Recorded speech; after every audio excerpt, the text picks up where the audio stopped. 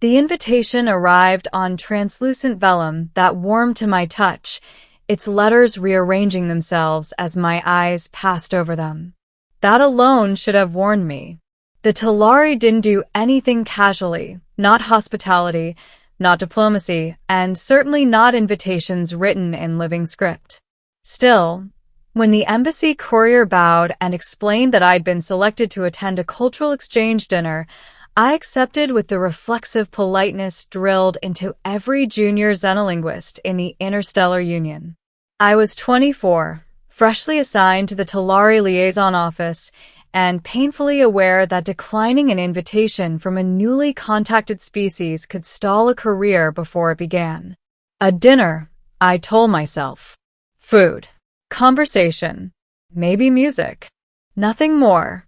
The Talari embassy sat at the edge of Union Station like a folded jewel, all curved obsidian and soft internal light. As I passed through the airlock, gravity adjusted in gentle waves, syncing my heartbeat to the building's internal rhythm. My translation implant hummed as it calibrated, filtering the layered pheromonal cues that were apparently essential to Talari communication. I was greeted by attendant Vesh, tall, four-eyed, with skin that shifted color according to mood. Linguist Mara Ellison, Vesh said, their voice harmonized through a throat cord device. We are honored by your presence. The honor is mine, I replied automatically. They led me into the dining chamber. The room was breathtaking.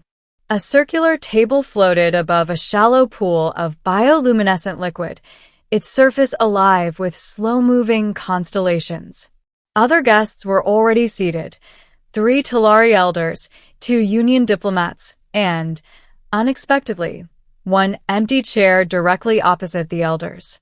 For me? I asked. Vesh's skin flickered, a pleased amber.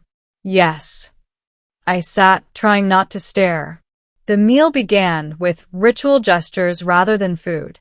Each participant placed a hand, or equivalent, over the table, allowing the constellations to rise and briefly mirror our neural patterns.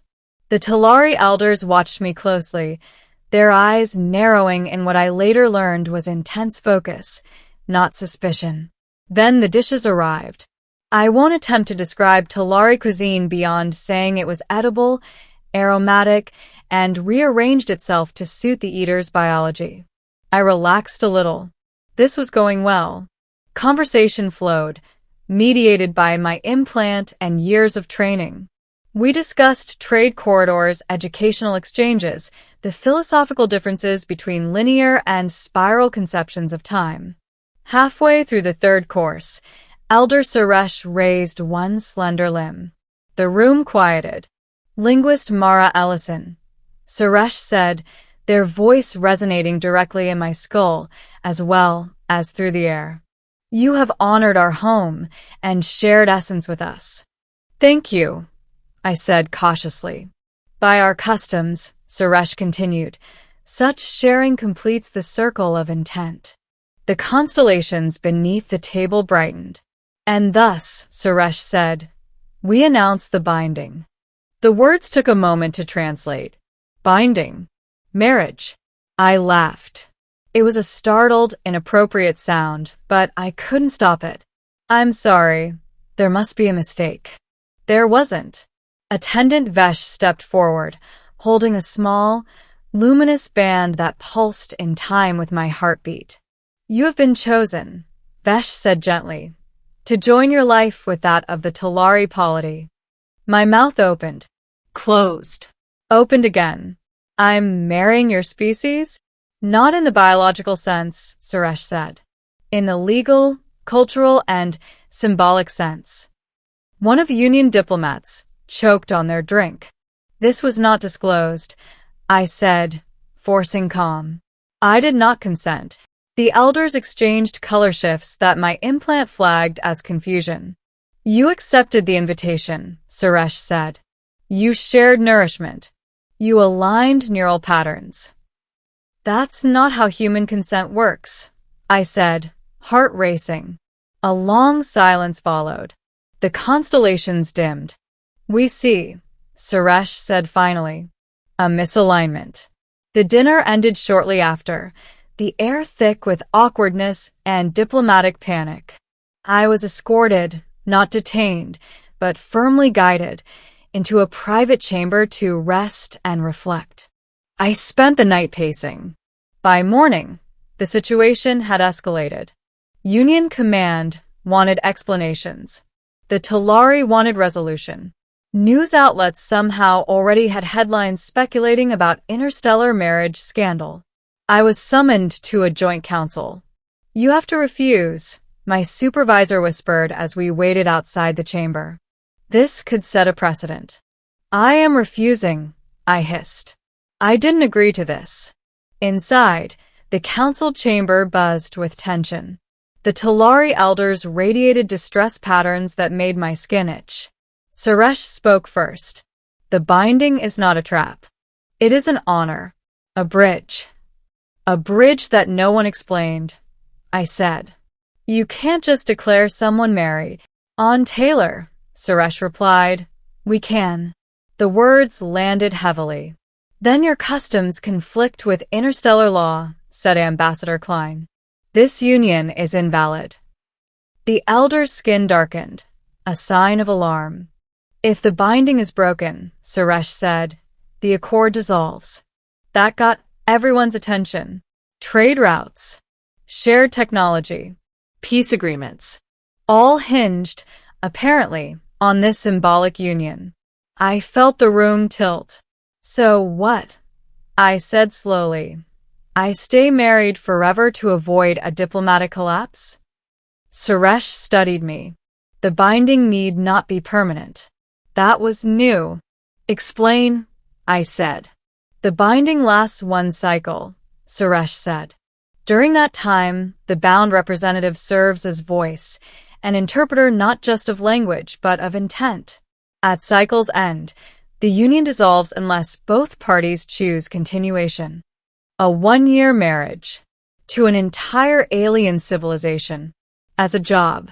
My supervisor squeezed my shoulder.